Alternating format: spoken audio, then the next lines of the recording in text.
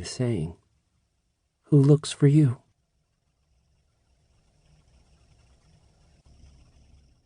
Chapter 1. Adair. March 2010. The children are untethered.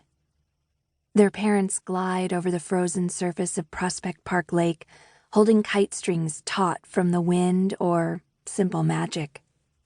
They are writing the names of the children into the ice with the blades of their skates.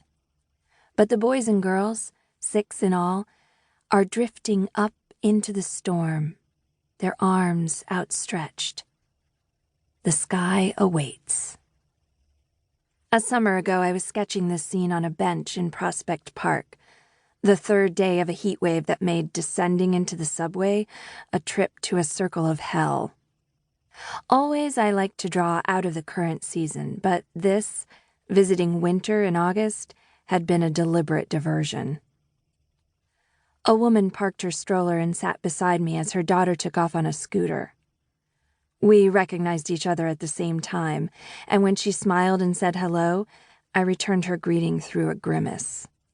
A year ago, I had temped at Emily's office.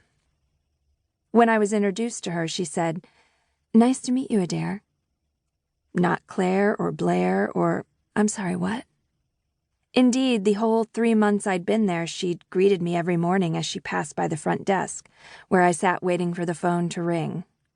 When she went out to lunch, she'd ask if I wanted anything.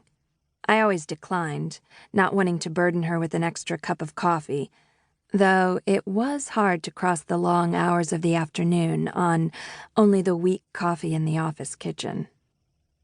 This friendliness, intermittent as it was, meant we couldn't politely ignore each other, not while sitting on the same bench.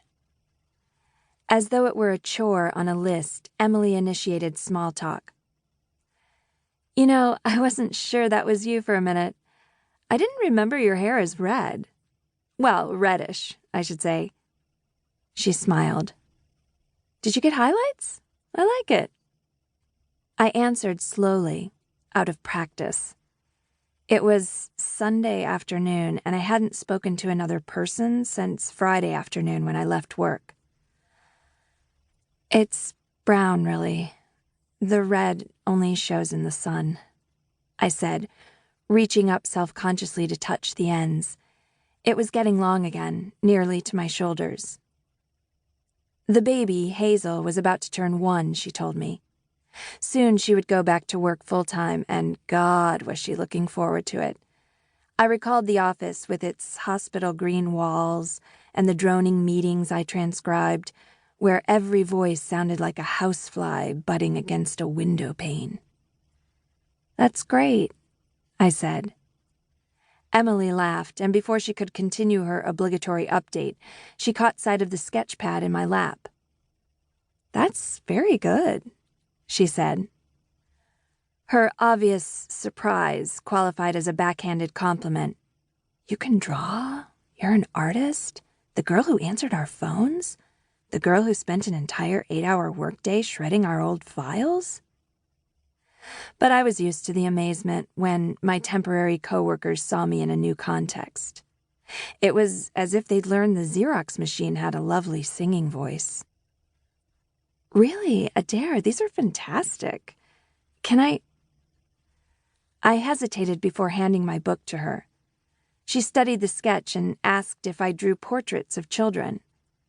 "Say yes," she added, because then she would pay me to draw her oldest. "Yes," I answered. She smiled. "Come up with a price," she told me, "then double it."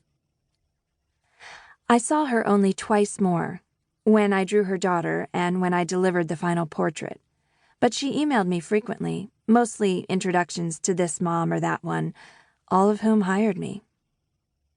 Once Emily was back at work, she had no time for side projects, like mentoring talented but rudderless young women she came across in city parks.